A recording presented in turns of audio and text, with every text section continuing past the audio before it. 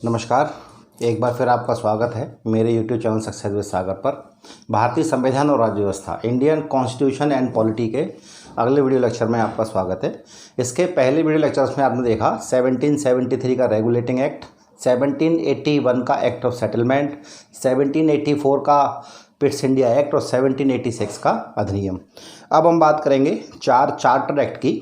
भारत में east India company के शासन के अंतर्गत 4 चार्टर एक्ट लागू किए गए थे, जो 1793, 1793, 1813, 1813, 1833, 1833 और 1853, इन 4 ईयर्स में 4 चार्टर एक्ट भारत में लागू हुए थे। ये चारों ही चार्टर एक्ट बहुत इंपॉर्टेंट हैं एग्ज़ाम की दृष्टि से। तो इस वीडियो लेक्चर में हम 3 चार्टर एक्ट की बात करेंगे, क्योंकि बोर्ड पर इतना ज़्यादा आ नहीं सकता, इसलिए मैंने सिर्फ 3 को यहाँ कवर किया है। नेक्स्ट वीडियो लेक्चर में आप चौथे चार्टर एक्ट की बात करेंगे, और चौथा चार्टर एक्ट जो कि 1853 में आएगा। उसके बाद 1857 की क्रांति के कारण ईस्ट इंडिया कंपनी का शासन समाप्त हो जाएगा, और 1857 के बाद जितने भी एक्ट आएंगे वो ब्रिटिश ताज के अंतर्गत आएंगे। जैसा कि मैं आपको पहले बता चुका हूं कि भारतीय संविधान का विकास हम 2 भागों में देखते हैं, ईस्ट इंडिया कंपनी के शासन के तहत और ब्रिटिश ताज अर्थात महारानी के ताज के अंतर्गत भारत का संवैधानिक विकास। तो शुरू करते हैं सबसे पहले चार्टर एक्ट की। तो 1793 का चार्टर एक्ट, इससे पहले आपने 1773 का रेगुलेटिंग एक्ट, 1781 का एक्ट ऑफ सेटलमेंट, 1784 का पिट्स इंडिया एक्ट और 1786 का अधिनियम आप देख चुके हैं। आशा करता हूँ वो सब आपको अच्छे समझ में आया होगा। अगर आप पहली बार ये वीडियो देख रहे हैं तो आप चैनल की प्लेलिस्ट में जाइए, भारतीय संविधान और राज्य व्यवस्था, जिसमें आपको सभी वीडियो क्रम से मिल जाएंगे। आप इससे पहले वाले सभी वीडियो देख लें, जिससे कि आपको संविधान की सारे बेसिक्स आपको समझ में आ जाएं और जो टॉपिक चल रहा है उसमें आप अपने आप को अच्छे से कनेक्ट कर सकें। तो शुरू करते हैं 1793 का चार्टर एक्ट, जो कि पहला चार्टर एक्ट था। ध्यान रखिएगा, कभी कभी चार्टर एक्ट के क्रम से पूछ लेता है कि पहला चार्टर कौन सा था, यानी कौन सी सन में आया, दूसरा कौन सा था, तीसरा कौन सा था। तो आप याद रखिएगा, आपको सभी चार्टर एक्ट की सन याद होनी चाहिए, और बाकी की डिटेल मैं आपको बता ही रहा हूँ। तो सबसे पहली बात, 1793 के चार्टर एक्ट ने क्या किया, कंपनी के अधिकारों को 20 सालों के लिए बढ़ा दिया गया। 1793 के चार्टर एक्ट ने क्या किया कि कंपनी के जो अधिकार थे इंडिया में, कंपनी जो शासन कर रही थी, उस शासन के अधिकार को ब्रिटिश हुकूमत ने, क्योंकि ये एक्ट कहाँ से बन के आता था, लंदन से बन के आता था, अर्थात इंग्लैंड से बन के आता था। तो इस चार्टर एक्ट ने सबसे पहला काम क्या किया, ईस्ट इंडिया कंपनी के शासन कार्यों को 20 साल आगे बढ़ा दिया कि अभी आप 20 साल शासन और करें आगे। ये 20 साल आगे बढ़ाने का सिलसिला हर चार्टर एक्ट में किया गया है। इस एक्ट में 20 साल बाद बढ़ाया, तो देखो अगले बार 20 साल का होंगे 1813 में, फिर 20 साल बढ़ाया तो 1833, फिर 20 साल बढ़ा देंगे शासन तो 1853। तो ध्यान रखिएगा, प्रत्येक चार्टर एक्ट में सबसे पहला काम यही किया गया है कि ब्रिटेन की संसद ने या इंग्लैंड की सरकार ने सबसे पहला काम क्या किया है कि प्रत्येक चार्टर एक्ट में कंपनी के शासन कार्यों को 20 साल आगे बढ़ा दिया गया है। तो पहला फैक्ट क्लियर हो गया होगा। अब देखिएगा, मैंने आपको बताया था कि पिट्स इंडिया एक्ट ने क्या किया था। पिट्स इंडिया एक्ट अगर आपने नहीं देखा, देख लें पीछे जाके, प्लेलिस्ट में आपको वीडियो मिल जाएगा। कंपनी के व्यापारिक कार्यों को और राजनीतिक कार्यों को अलग अलग कर दिया गया था, और कंपनी के राजनीतिक कार्यों के लिए 6 सदस्यीय नियंत्रक मंडल की स्थापना की गई है, बोर्ड ऑफ कंट्रोल की, जो कि पिट्स इंडिया एक्ट के तहत कंपनी के राजनीतिक और शासन कार्यों की देखभाल के लिए, मॉनिटरिंग के लिए, कंट्रोलिंग के लिए 6 सदस्यीय नियंत्रक मंडल की स्थापना की गई थी, जिनकी स्थापना का अधिकार किसको था, ब्रिटेन के महाराजा को था। तो ध्यान रखिएगा, अब 1793 के चार्टर एक्ट ने क्या किया कि 1784 के पिट्स इंडिया एक्ट द्वारा गठित 6 सदस्यीय नियंत्रक मंडल की जो सैलरी है वो कहाँ से जाएगी, अब भारतीय राजस्व जाएगी। इसका मतलब है कि 6 सदस्यीय नियंत्रक मंडल की स्थापना 1784 के पिट्स इंडिया एक्ट के द्वारा हुई, लेकिन अब उनके वेतन को दिए जाने की व्यवस्था कौन से एक्ट के द्वारा की जा रही है, 1793 के चार्टर एक्ट के द्वारा। और व्यवस्था क्या की जा रही है कि उन 6 सदस्यीय नियंत्रक मंडल की सैलरी भारत के रेवेन्यू से जाएगी, इंडियन रेवेन्यू, यानी कि इंग्लैंड की सरकार जो भारत से राजस्व प्राप्त करती है, जो टैक्स इत्यादि प्राप्त करती है, उस टैक्स से उन 6 लोगों की सैलरी जाएगी। इंपॉर्टेंट है। ब्रिटिश भारतीय क्षेत्रों में लिखित कानून लागू किए गए। इंपॉर्टेंट है, ध्यान रखिए, कई बार लोअर पीसीएस और पीसीएस में पूछा जा चुका है कि ब्रिटिश भारतीय क्षेत्रों में लिखित कानूनों को लागू कब किया गया, तो 1793 के चार्टर एक्ट के द्वारा। अब कानून लिखित में बन के लागू होंगे और कानूनों की व्याख्या का अधिकार किसे दिया जाएगा, न्यायालय को। कानूनों की व्याख्या का अधिकार न्यायालय को दिया गया। देखिएगा वर्तमान में भारत में यही होता है, मान लीजिए कोई कानून है, वो कानून के ऊपर कोई विवाद जब होता है तो उस कानून की व्याख्या करने का अधिकार न्यायालय को होता है, यानी कि सुप्रीम कोर्ट, हाई कोर्ट को होता है। तो ध्यान रखिएगा, इसी तरह से 1793 के रेगुलेटिंग 1793 के चार्टर एक्ट द्वारा पहला काम कंपनी के अधिकारों को 20 साल आगे बढ़ा दिया गया। 6 सदस्यीय नियंत्रक मंडल की शैली की व्यवस्था, भारतीय राजस्व देने की स्थापना की गई। ब्रिटिश भारतीय क्षेत्रों में कैसे, ब्रिटिश भारतीय क्षेत्र का मतलब है भारत के वो एरिया जहाँ पर ब्रिटिश की हुकूमत थी। ब्रिटिश भारतीय क्षेत्र का मतलब है भारत के वो क्षेत्र जहां भारत में ब्रिटिश का हुकूमत था। पूरे भारत में अंग्रेजों की हुकूमत नहीं थी, लेकिन जहां जहां उनकी हुकूमत चल रही थी उसमें कानून कैसे लागू हो जाएंगे, अब लिखित कानून, और उन क्षेत्रों को ब्रिटिश भारतीय क्षेत्र कहा जाता था। और जो लिखित कानून थे उनकी व्याख्या कौन करेगा, न्यायालय करेगा। अगर किसी कानून के संदर्भ में कोई विवाद हो जाता है और मामला कोर्ट पहुंचता है तो उस कानून की व्याख्या कौन करेगा, न्यायालय करेगा। दूसरा चार्टर एक्ट, तो देखिएगा 20 साल बाद आ गया, 1813 का चार्टर एक्ट, बहुत इंपॉर्टेंट है, इससे कई सारे प्रश्न आपको देखने को मिलेंगे। अब देखिएगा सबसे पहला काम क्या किया 1813 के चार्टर एक्ट ने, पहला काम क्या किया, अब तक भारत में जो व्यापार कर रहे थे इंग्लैंड से, केवल ईस्ट इंडिया कंपनी ही भारत में व्यापार कर रही थी। इंग्लैंड की ईस्ट इंडिया कंपनी ही भारत में केवल व्यापार कर रही थी। इंग्लैंड के बाकी व्यापारियों को जो ईस्ट इंडिया कंपनी से अलग थे, भाई इंग्लैंड में बहुत सारे व्यापारी होंगे, सारे व्यापारी तो ईस्ट इंडिया कंपनी से नहीं जुड़े होंगे, तो इंग्लैंड में ईस्ट इंडिया कंपनी के अलावा जो अन्य व्यापारी थे उनको भारत में व्यापार करने की अनुमति अब तक नहीं थी। लेकिन अब 1813 के चार्टर एक्ट द्वारा इंग्लैंड के और व्यापारियों को भी भारत में व्यापार करने की छूट दे दी गई कि अब आप भी, ईस्ट इंडिया कंपनी तो व्यापार इंडिया में कर ही रही है, आप भी इंडिया में जाकर व्यापार कर सकते हैं। देखो पहली लाइन यही लिखी हुई है कि 1813 के चार्टर एक्ट ने क्या किया, जो कि दूसरा चार्टर एक्ट था, कंपनी के व्यापारिक एकाधिकार को समाप्त करके, व्यापारिक एकाधिकार यानी कि इंग्लैंड की ओर से केवल कंपनी व्यापार करेगी, लेकिन अब कंपनी के व्यापारिक एकाधिकार को समाप्त कर दिया गया है। कुछ शर्तों के साथ इंग्लैंड के सभी व्यापारियों को भारत में व्यापार करने की छूट मिल गई। सबसे इंपॉर्टेंट है, ध्यान रखिएगा, पूछा गया है कि अब इंग्लैंड के सभी व्यापारी भारत में व्यापार कर सकते हैं। इससे पहले केवल ईस्ट इंडिया कंपनी कर सकती थी। अब ध्यान रखना, कंपनी के कुछ अधिकार अभी भी ऐसे हैं जिनमें कोई और व्यापारी प्रवेश नहीं कर सकता। कैसे, चीन के साथ व्यापार और चाय का व्यापार, ध्यान रखिएगा, बहुत इंपॉर्टेंट है। चीन के साथ जितना भी व्यापार होगा, चाहे वो व्यापार किसी भी वस्तु का हो, और चाय का जितना भी व्यापार होगा, चाहे वो किसी भी देश के साथ हो, वो केवल कौन करेगी, कंपनी करेगी। इस लाइन को समझ लीजिएगा, चीन के साथ टोटल बिजनेस, चाहे वो किसी भी चीज़ का बिजनेस हो, चाहे वो चाय का हो, चाहे जूट का हो, चाहे रेशम का हो, चाहे किसी और का हो, वो कौन करेगी, कंपनी। और चाय का पूरा बिजनेस, चाहे वो चीन के साथ हो, चाहे म्यांमार के साथ हो, चाहे किसी और के साथ हो, वो सब कौन करेगी, कंपनी करेगी। यानी कि चीन के साथ व्यापार और चाय का व्यापार केवल कौन करेगी, कंपनी करेगी। इसमें और व्यापारियों को छूट नहीं दी गई। बाकी के और क्षेत्रों में इंग्लैंड के व्यापारियों को भारत में व्यापार करने की छूट इस एक्ट ने प्रदान कर दी। ईसाई मिशनरियों को भारत में धर्म प्रचार की छूट, बहुत इंपॉर्टेंट लाइन है, ध्यान रखिएगा, प्रश्न पूछा जाता है कई बार एक दिवसीय परीक्षाओं में, लोअर पीसीएस, अपर पीसीएस इत्यादि में पूछा जाता है कि किस एक्ट के द्वारा भारत में ईसाई मिशनरियों को धर्म प्रचार की छूट मिली, तो 1813 के चार्टर एक्ट द्वारा।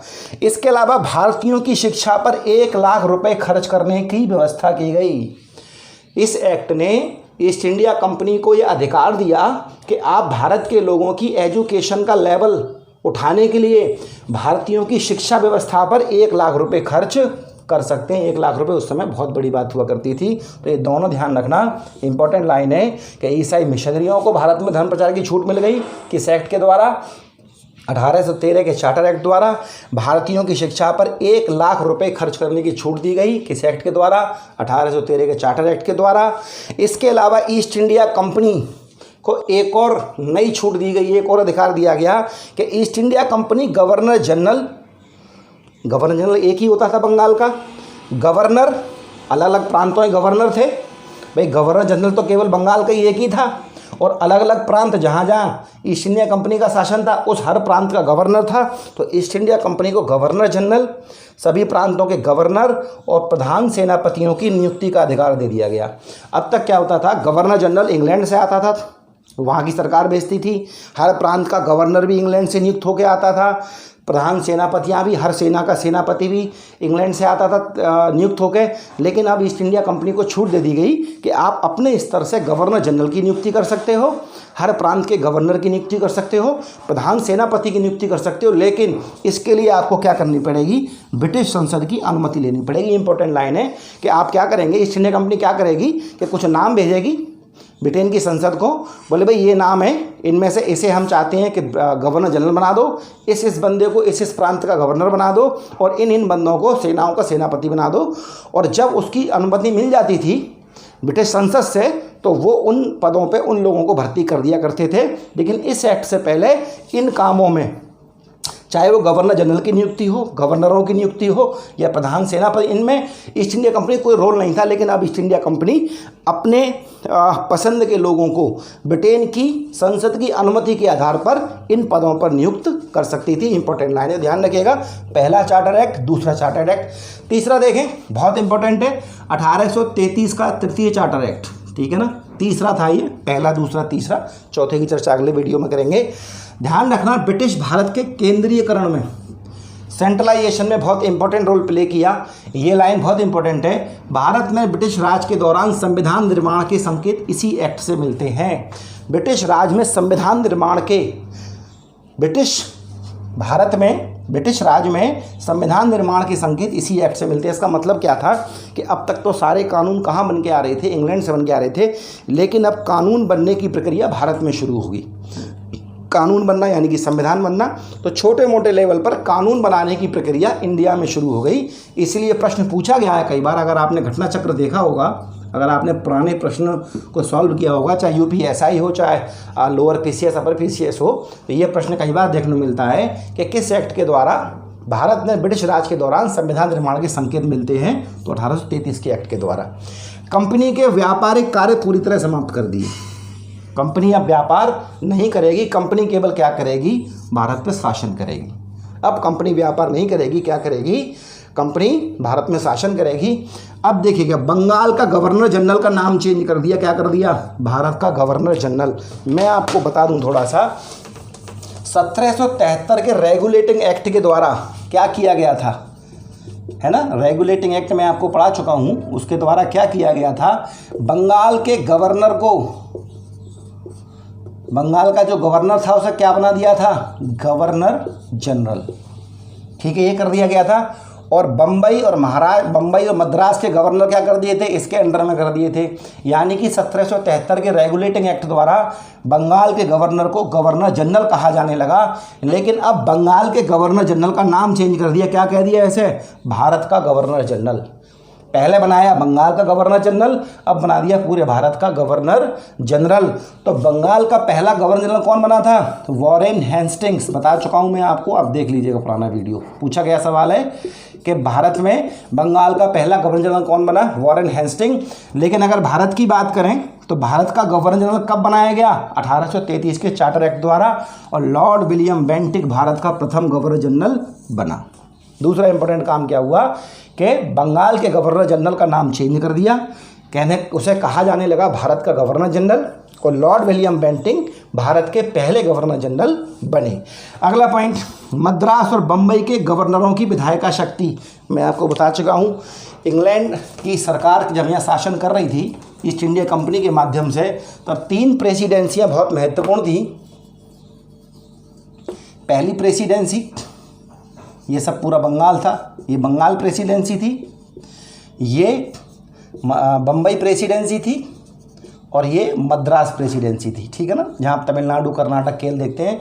अब इस एक्ट ने क्या किया कि मद्रास और बम्बई के गवर्नरों की विधायिका शक्ति होती है कानून बनाने की शक्ति। मैं आपको स्टार्टिंग में बता चुका हूँ, सरकार के 3 अंग होते हैं। न्यायपालिका, जिसका काम होता है किसी भी बने हुए कानून की जांच करना कि वह कानून संविधान के खिलाफ तो नहीं है, या किसी कानून का उल्लंघन हो रहा हो तो उसको रोकना। कार्यपालिका का काम होता है बने हुए कानूनों के आधार पर नीतियाँ बनाकर शासन करना, और विधायिका का काम होता है कानून बनाना। तो इस एक्ट ने क्या किया, मद्रास और बम्बई के गवर्नरों की विधायिका शक्ति, कानून बनाने की शक्ति समाप्त कर दी। इस एक्ट से पहले क्या हो रहा था, मद्रास का गवर्नर अपने यहाँ के कानून बनाता था, बम्बई का गवर्नर अपने यहाँ कानून बनाता था, और बंगाल का गवर्नर अपने यहाँ कानून बनाता था। लेकिन अब क्या कर दिया, मद्रास और बम्बई के गवर्नरों के विधायिका संबंधी कानून समाप्त कर दिए, और किसे दे दिया अधिकार, भारत के गवर्नर जनरल को। क्योंकि बंगाल के गवर्नर का नाम चेंज कर दिया, भारत का गवर्नर जनरल। पहला गवर्नर जनरल कौन बना, लॉर्ड विलियम बेंटिंक, और गवर्नर जनरल ऑफ इंडिया को क्या कर दिया कि अब वो पूरे भारत के लिए कानून बनाएगा, अब पूरे भारत के लिए कानून बनाएगा। अब मद्रास और बम्बई के गवर्नर कानून नहीं बनाएंगे, अब कानून कौन बनाएगा, भारत का गवर्नर जनरल।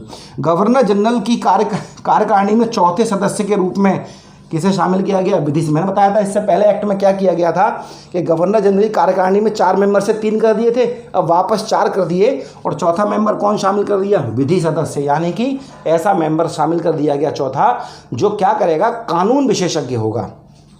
गवर्नर जनरल की परिषद को संपूर्ण देश में बजट बनाने की शक्ति प्रदान की गई। इंपॉर्टेंट लाइन है कि अब गवर्नर जनरल पूरे भारत के लिए बजट बनाएगा। जैसे केंद्र सरकार बजट बनाती है, वैसे ही गवर्नर जनरल को शक्ति दी गई कि वह पूरे देश के लिए बजट बनाएगा।